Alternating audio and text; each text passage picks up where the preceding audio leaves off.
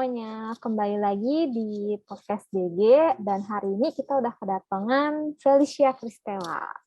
Halo, halo. Mungkin langsung aja nih, teman-teman udah pada mau tahu ya, siapa sih nih Felicia Kristela? Silahkan dikenalin aja. Jadi, nama panggilan aku Tela, aku angkatan DKV Desain Grafis 2016, dan sekarang udah lulusnya itu tahun 2020, angkatan Covid, dan sekarang udah kerja. Angkatan COVID pertama ya, Tel ya. Nah, mungkin kalau kilas balik, Tel, kenapa sih dulu kau pilih DKV UPH dan milih lagi masuk peminatan DG gitu? Kalau masuk ke UPH sebenarnya karena aku SMA-nya kan di UPH College, jadi aku udah cukup familiar juga dengan lingkungan UPH gitu, dan selain udah nyaman dengan lingkungannya, fasilitasnya bagus, dan juga, menanamkan nilai-nilai Kristiani gitu. Jadi, kalau misalnya memang memilih pergaulan yang tepat, ya pasti didikannya juga bagus gitu lah. Jadi selain, kuliahnya edukasinya bagus, tapi juga secara, keagamaan, secara Kristiani itu juga bagus gitu. Nah, kalau misalnya memilih DKV dan desain grafis tuh sebenarnya aku masuk yang trial and error sih. Karena sebenarnya aku dulu, daftarnya tuh ke interior design. Tapi setelah setahun mencoba gitu, aku merasa kayaknya ini bukan jalur karir yang tepat gitu. Terus ditambah juga pas aku ngobrol sama teman SMA aku yang kuliah di desain grafis DKV UPH juga, aku mulai sadar kayak, "Oh, I think this is what I want to do," gitu. Jadi, habis itu ya udah banting setir pindah haluan ke desain grafis. Tapi, kalau alasannya milih desain sih memang sama kayak banyak orang kali ya, emang dari kecil tuh suka gambar, dan aku juga suka ilustrasi dan sebenarnya, suka juga kayak bikin tipografi-tipografi ala-ala gitulah. Cuman ya dulu, mungkin masuk interior karena practicality kali ya, kayak mikirnya kan kayak, "Oh, orang tuh pasti butuh nih interior," sedangkan desain grafis dulu juga belum terlalu paham gitu, itu tuh ada di mana aja sih, tapi pas masuk ternyata kayak, oh, it's everywhere gitu. Semua semua bidang, semua pekerjaan, semua orang tuh pasti pernah bertemu dengan desain grafis gitu. Nah itu sih Berarti sebelumnya awalnya. belum tahu ya, Tel ya, belum sadar kalau misalnya desain grafis itu seperti apa sih gitu, belum kebayang bener-bener gitu ya, Tel. Iya, jadi mungkin, taunya yang basic kayak apa, bikin poster gitu, tapi kan sebenarnya luas banget pas masuk juga kayak, oh ternyata sampai seluas ini dan banyak banget yang aku belajar juga pas kuliah dan banyak juga yang belum belajar gitu. Mungkin Jadi boleh sebenarnya di-sharing tuh, Tel, apa aja sih yang dipelajarin di DG? nah kalau misalnya di DG itu banyak belajar sih tentang prinsip-prinsip desain sih. Jadi, mungkin di dalam kreativitas kan orang mikirnya mungkin, oh nggak ada aturan gitu, tapi dalam desain itu ada aturan karena desain itu kan, memang memiliki fungsi gitu, beda mungkin dengan karya seni yang mungkin tujuannya tuh lebih ke personal senimannya gitu, tapi kalau desain grafis itu ada fungsi yang mau disampaikan ke masyarakat gitu. Jadi, selain kita bermain dengan visual, tapi juga kita bermain tuh dalam batasan-batasan, desain gitu prinsipnya. Jadi, desain yang kita ciptakan selain menarik buat orang, tapi juga bisa berkomunikasi gitu, menyampaikan fungsinya. Nah, sebenarnya mostly itu sih, selain, prakteknya misalnya, secara craftsmanship gitu-gitu diajarin, tapi juga mentalitas kalau, desain itu nggak cuman bagus loh, desain itu juga mesti ada fungsinya gitu. Nah, berarti harusnya Tela punya mata kuliah favorit kan sama di DG dulu? Mata kuliah favorit mungkin yang paling menarik kali ya. Boleh, boleh. Sebenarnya banyak banget nih mata kuliah menarik di DKV UPH, tapi mungkin yang paling berkesan di aku tuh sebenarnya studi utama sih.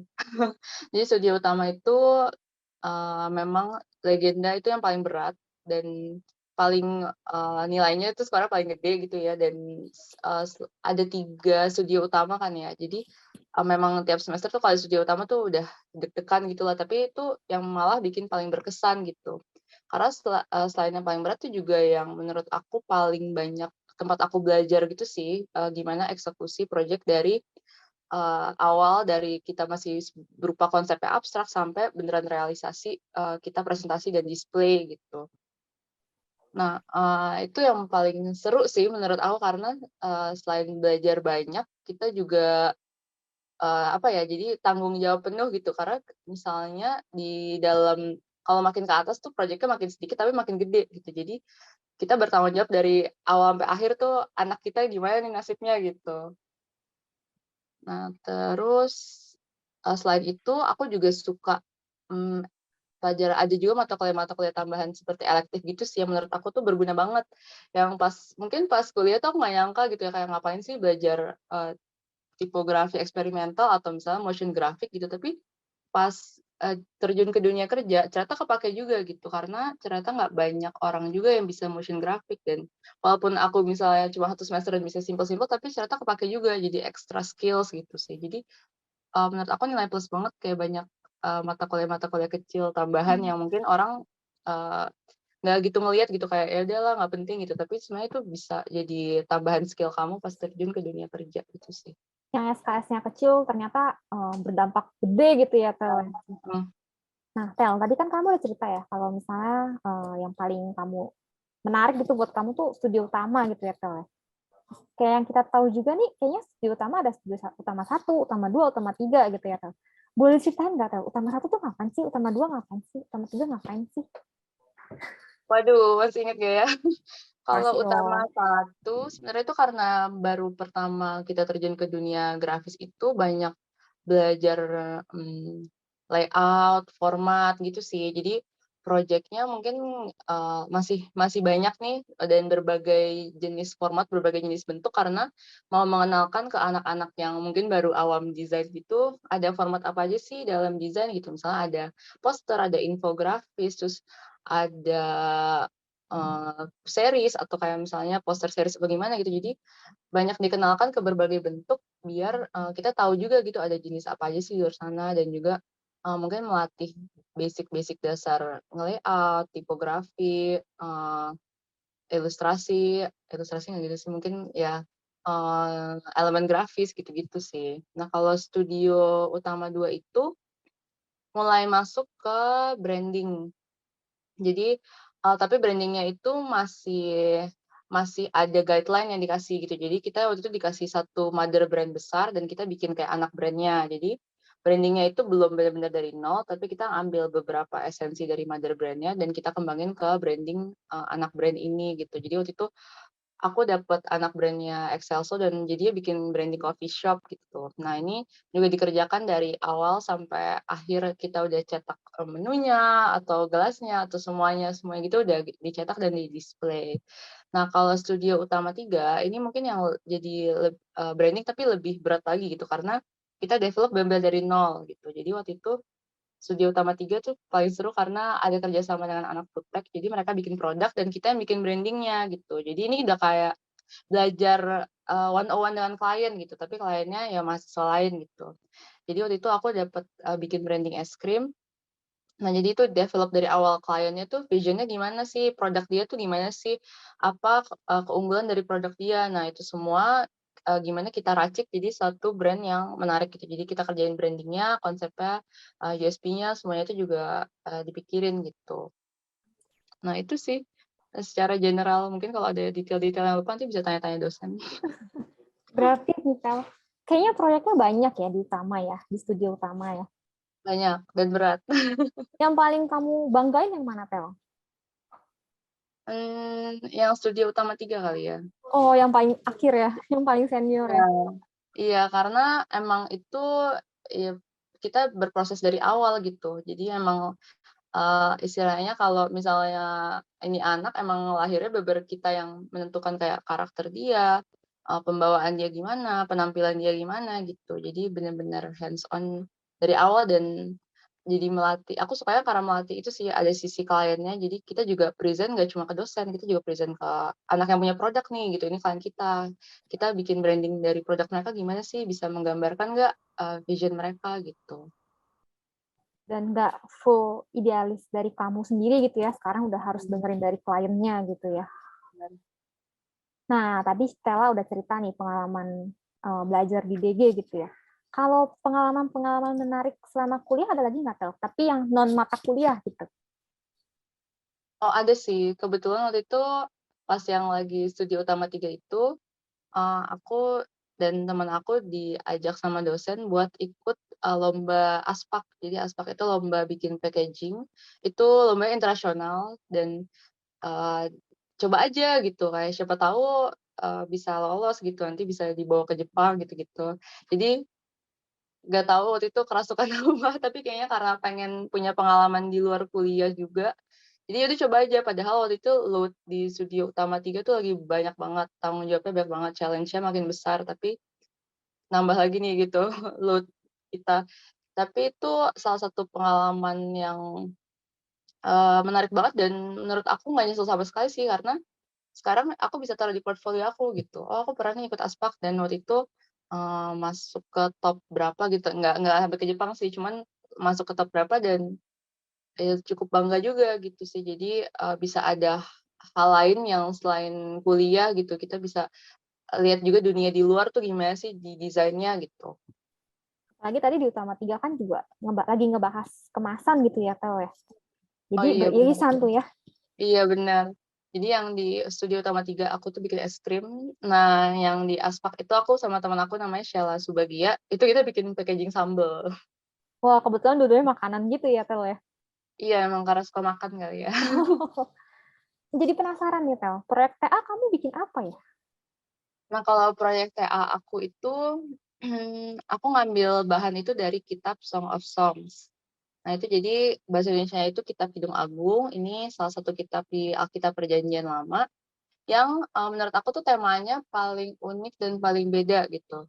Karena temanya itu membawa, cinta dan seksualitas gitu, dan orang-orang juga pas, eee, antara yang udah tahu atau yang belum tahu kitab Kidung Agung tuh kayak, "Hah?" gitu, "Masa, seks itu ada di dalam Alkitab sih?" gitu. Jadi, menariknya adalah karena banyak masyarakat sekarang tuh yang melihat cinta atau seksualitas atau sesuatu yang berbau-bau hal itu tuh tabu atau bahkan nggak pantas buat diomongin gitu. Padahal secara naturnya itu adalah pemberian dari Tuhan loh gitu, ada loh di Alkitab, dan itu tuh bukan dosa atau bukan kayak godaan setan untuk menjatuhkan manusia tuh bukan, tapi pada naturnya itu tuh, itu indah dan juga suci gitu. Nah itu jadi yang aku mau bawa ke proyek tugas akhir aku. Jadi kayak mau menunjukkan kalau, oh ini, kitab ini tuh emang ngomongin cinta dan seksualitas dan it's not wrong gitu, bahkan itu indah gitu diciptakannya karena memang indah. Nah jadi kitab ini tuh bentuknya puisi, cocok banget mungkin ya kayak love and poetry gitu. Jadi, bentuknya puisi-puisi dan dialog antara seorang perempuan dan laki-laki gitu, dan mereka ya namanya ya cinta gitu. Dan dari puisi ini aku translate ke dalam bentuk instalasi gitu. Instalasi ini, kenapa aku milih instalasi itu karena, aku pengen, proyek ini tuh jadi sesuatu yang imersif bagi audiens gitu. Karena kan kita ngomongin perasaan, ngomongin emosi, ngomongin cinta gitu. Jadi, bagaimana saat orang masuk ke dalam proyek aku tuh dapat merasakan experience hal yang sama gitu. Wah, keren banget nih, Tel, temanya. Nih, teman-teman pasti penasaran banget instalasinya kayak gimana, Tel. Mungkin boleh langsung di show off aja nih, Tel, visualnya. Boleh boleh, heeh, aku share screen. Nah jadi, ini mock-up dari tugas akhir aku karena kan memang online ya. Jadi bentuknya itu mock-up, aku sambil ceritain sedikit aja kali ya. Boleh, boleh. Jadi iya, jadi ini mock-up 3D-nya dan puisi-puisi yang diambil itu adalah dialog, antara lelaki dan perempuan gitu. Jadi bentuknya saling bertanggapan, saling memuji satu sama lain akan keindahan tubuhnya, keindahan rambut dia, dan kebanyakan sih physical attributes gitu ya. Tapi di dalam puisi ini tuh dibentuk, dalam bahasa banyak memakai bahasa metafora, banyak memakai bahasa simile gitu. Jadi challenge-nya adalah bagaimana men-translate sesuatu yang mungkin kalau orang lihat puisi kan lumayan abstrak gitu ya. Gimana men-translate itu ke visual gitu, jangan sampai visualnya itu salah atau nggak mendeskripsikan apa yang dimaksudkan oleh sang penulis gitu. Jadi makanya, apalagi ini dari Alkitab gitu, nggak bisa sembarangan aku translate gitu, nggak bisa sembarangan, aku interpretasi, jadi butuh interpretasi dari ahli. Nah ini juga research-nya panjang gitu karena mesti membaca buku teologi dan ambil satu sumber teolog yang, cukup mendalam gitu, membahasnya cukup oke gitu, dan dari penjabaran dia baru di-translate ke visual gitu. Jadi nggak bisa sembarang juga kayak, "Oh ini kayaknya puisinya ngomongin ini deh," gitu. Tapi kita juga mesti banyak research di baliknya gitu, karena kan ini juga membawa budaya gitu ya, budaya zaman dahulu gitu, mungkin beda sama yang zaman sekarang gitu. Jadi, banyak research dan development-nya juga sih, gitu. Udah sih, aku Bagian sekarang. yang paling menantang apa nih Kak waktu bikin TA-nya? Karena kan kalau misalnya punya kamu instalasi gitu ya Tel ya. Mhm.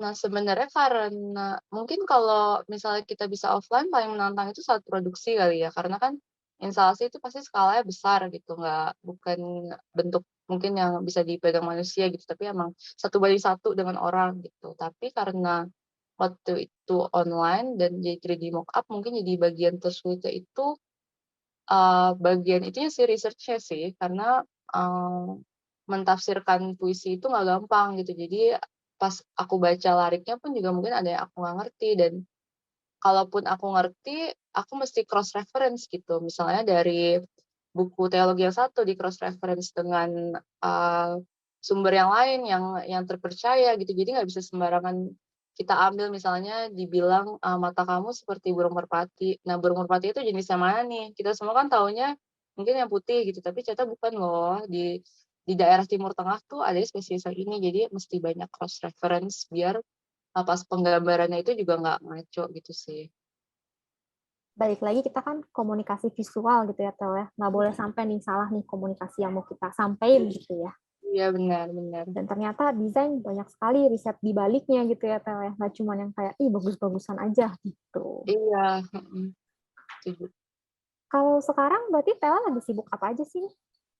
Kalau aku sekarang bekerja sebagai freelance graphic designer, di mana, banyak nerima job dari klien individual, tapi juga ada project-project kontrakan outsourcing dari agensi gitu sih. Jadi, macem-macem projeknya, cuman memang kalau untuk sekarang dengan natur aku dan cara kerja aku itu emang aku merasa paling pas itu emang bekerja sebagai freelance graphic designer sih. Di bidang apa nih? Terima-terima project-nya. Nah, menariknya sih sebenarnya pas terjun ke dunia kerja itu macam-macam banget projeknya gitu. Aku kebetulan nggak gitu memilih-milih project banget, kayak aku mau spesialis apa gitu. Jadi ada branding, ada social media, kalau dari agensi banyak handle event kayak press conference atau misalnya anniversary perusahaan, kamu harus megang desainnya selama setahun gitu. Nah, jadi, macam-macam juga, ada ilustrasi gitu. Nah, menurut aku pas turun ke dunia kerja mungkin enaknya gitu sih, sebelum kita tahu mungkin kita mau spesialisasi apa, mungkin kita bisa jadi seorang generalis gitu. Jadi kayak, ya terima aja gitu, belajar kitanya juga sekaligus belajar gitu, mungkin bidang apa yang kita paling exceed, bidang apa yang mungkin, oh kita perlu belajar lagi gitu. Iya, jadi macam-macam sih, aku nggak spesialis-spesialis banget. Waktu udah masuk dunia kerja ini tuh kira-kira sesuai ekspektasi kamu nggak waktu masih kuliah? Atau ternyata, wah ternyata begini ya kerja ya? Ada cerita-cerita apa mungkin? Menariknya itu sih pas, kuliah gitu kan banyak perjuangan ya, banyak keringat, darah, air mata gitu, banyak perjuangan-perjuangan, bahkan, bisa nih berbulan-bulan tuh kurang tidur, atau seminggu tuh tidur tiap hari cuma 2 jam, dan tiap pengumpulan tuh selalu pasti 2 hari tuh nggak tidur gitu. Intens gitu ya, Tele? Nah iya, tapi yang menariknya adalah saat turun ke dunia kerja aku menyadari kalau, oh ternyata kuliah itu nggak cuma belajar skill mendesain loh, nggak cuma belajar, eee, gimana prinsip-prinsip desain ataupun praktikalnya tuh ngedesain gimana, tapi juga mengasah mental gitu. Jadi pas turun ke dunia kerja itu aku ngerasa kayak, oh, aku udah pernah mengalami ini dan bahkan lebih parah gitu di kuliah. Jadi kayak, I can handle this. Jadi aku juga nggak segitu gampang breakdown, aku bisa kayak pede, "Oke, we can get through this," gitu. Jadi kerasa banget sih pembentukan mentalnya pas kuliah itu, karena, eee, I've become a stronger person gitu pas udah lulus. Jadi nggak kaget dengan dunia kerja yang mungkin tuntutannya berat, karena, "Oh, kuliah kita juga berat kok," gitu. Benar benar. Nah, mungkin buat teman-teman yang lagi denger nih, bisa diingat ya kalau misalnya penderitaan kalian sekarang di kuliah nggak sia-sia gitu ya, Tel, ya. It's worth it, iya, worth it semua. Nah, mungkin terakhir, Tel. Sekarang kan teman-teman kamu, adik-adik kelas kamu gitu ya, ada yang lagi TA, ada yang lagi di DG, ada yang lagi, bahkan ada yang lagi mau milih peminatan nih. Ada pesan-pesan nggak, Tel, buat adik-adik kelas nih?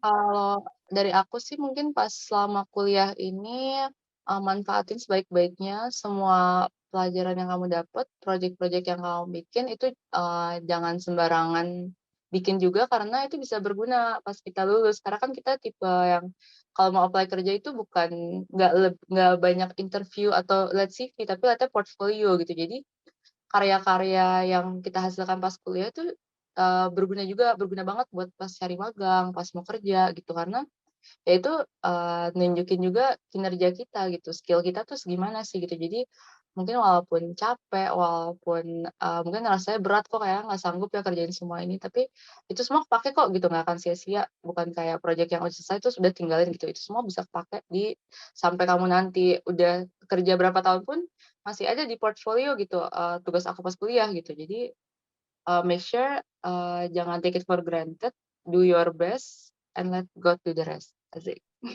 Hitung-hitung nyicil bikin portfolio gitu ya, Tel ya? Iya, benar benar banget. Oke, ya dan tadi ya perjuangan kalian yang lagi kalian hadapin nih di kuliah nggak akan sia-sia gitu ya, Tel ya? Betul. Oke, mungkin sesi sama Tela sampai di sini aja ya, rasanya cukup. Thank you ya Tela, udah sharing-sharing, udah senggangin waktu. Semoga next-nya kita bisa cerita-cerita lagi dan bertatap muka langsung gitu ya, nggak online lagi nih Tel. Wah, iya nih, semangat semua, thank you juga. Sampai ketemu lagi ya Tela ya. Sampai Thank ketemu lagi, you. thank you.